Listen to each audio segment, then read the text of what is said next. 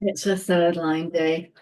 We are looking at gate 60, the gate of acceptance and limitation, and the third line is called conservatism. Individuals, by their very nature, get stuck in habits. They eat the same food every day, they go for the same walk every day, and accepting the limitation, it is always possible that the mutation can take place and something extraordinary can happen. But very often they just get stuck in the habit itself. When you come to the third line, you have the theme of trial and error, and of bonds made and broken, and of discovery. Trial and error in limitation. The line 3 of the 60th gate can have a lot of pain in its experience. And remember that there is the potential for depression in all of the root gates of the format energies, and the 60th gate is a pressure, after all. No, that pressure to mutate. Now, it can't complete that mutation unless it meets the other side. And the lower trigram, third line in the lower trigram, it doesn't know that there's another side. Although the third line has more of an inkling of it than the first or the second lines, because there is that bumping into things. It's the bonds made and broken. So it has the idea that there is something there, but it doesn't really know for sure. And it's under pressure. No? If there is no way to mutate, if there's no way to get out of that pressure, then you have the depression. But you have a depression that operates through individual melancholy, which means that you have the potential for a deep, melancholic depression of sadness and happiness. And this deep happiness, sadness comes from the oppressive feeling when there is no possibility of releasing the pressure. All these gates coming out of the adrenal system in the formats, they will all get very depressed if they don't meet the other side. And that's built into the experience here for a reason. Those format energies are so important for the way in which we operate as vehicles on this material plane. They coordinate the energy system of the motors, and they make you either cyclical or focused or pulsing. It doesn't matter what kind of definition you have or what type you are or what your authority is. The whole energy mechanism is conditioned by formats. So that force of depression is there to force them to link, to make linkage in order to relieve the potential depression. The depression that we talk about in the context of the formats is nothing to do with awareness. This is not the same as the kind of feelings that are derived from awareness and the fears that we associate with awareness. This is different. This is a chemical depression, and it's a chemical depression that comes when we are overwhelmed by pressure. These are stress depressions, physical and exhausting. The exaltation says enlightened self-interest that naturally handles restrictions and limitations, ensuring identity and security. The energy to maintain identity and security despite limitations.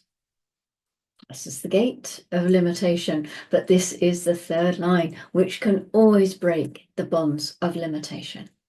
It does not mean that they transcend the limitation. By breaking the bond, they discover that a new limitation comes their way.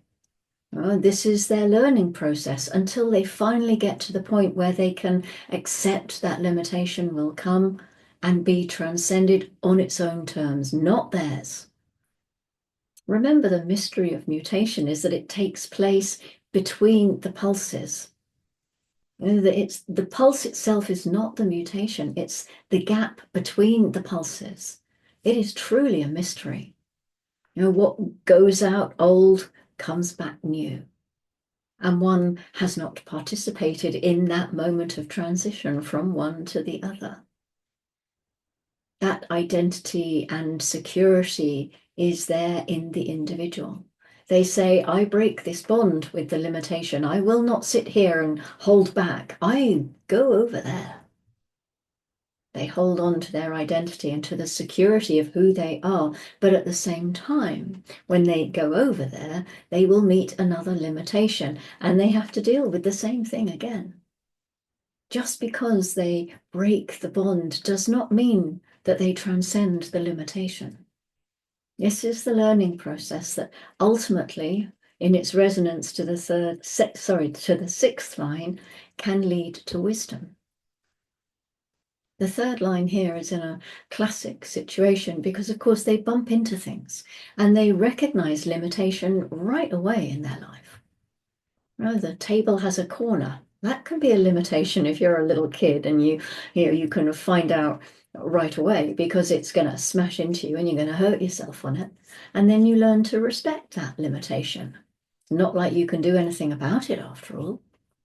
So the third line here learns a great deal about limitation quickly by banging into it. And that can be frustrating. So self-interest holds you together in that. You hold on to your process no matter what you meet when you bang into the other and you have your limitations exposed. In the detriment, ego-gratifying self-interest that ignores limitation and suffers predictably. Energy which ignores limitation and pays the price. It ignores the limitations because it can break the bond, but it is not breaking the bond hoping to transcend it. It is breaking the bond only to get away from it. In trying to get away from it, one will suffer the consequences because you can't. And this can lead again to the melancholy and the depression that is always possible in the 60th gate. As I've mentioned before, don't see these detriments as being negative, even though it might come across that way. But this is not the case. What happens, what appears to be a negative isn't. It depends on the nature of your awareness. In the individual process, we will always meet individuals who ignore limitations and are willing to pay the price. After all, this is the format for individuality. And if you get to the behavior of individuality in the 10-3, then we find the martyr. It is built in here to break the limitation and pay the price. So many of us honor martyrs. You can go to any little town square and see a statue of someone who was martyred for one reason or another. They're exalted after the fact. At the time, they pay the price. Everything has a price, but this is not negative. If we see it in a negative connotation, then perhaps that's an indication that we're taking it personally. And it's only a mechanic. Everything has its price. The reality is that to break the limitation, that is to try to deny the limitations placed in your life, it's only going to lead to problems. And it's part of the learning curve of the third line. And it may look uncomfortable or cruel, yet even at the same time, great wisdom is possible out of that. And never forget how resilient our third lines are with their built-in airbags. Third lines are made to meet these situations. They are made to bump into things, to discover what works, what doesn't work.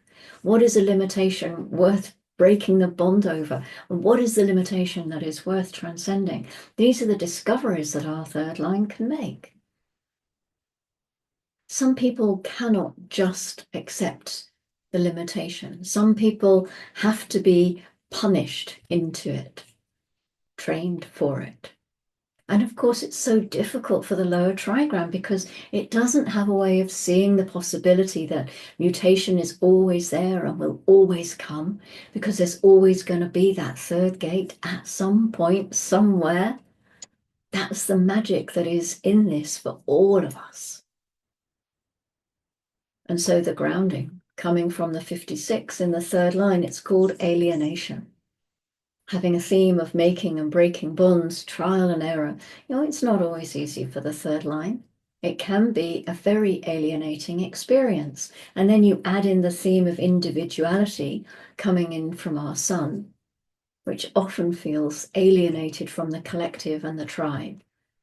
well, I'm not sure exactly what kind of grounding this is, but there's always going to be that genetic continuity between the third lines, sharing the experience and having some kind of an understanding there, some kind of a support network between them, a sympathy, you could say.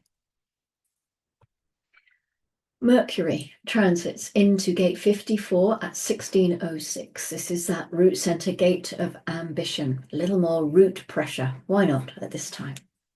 It's a tribal energy. It's that fuel to rise up, both in the mundane world and on the spiritual plane. Transformation is the energy here.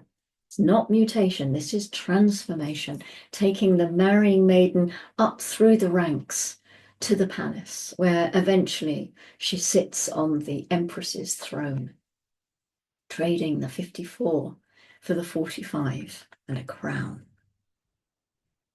The moon has been in gate 47 since 142, the Ajna gate of realizing, making sense of the confusion of the 64.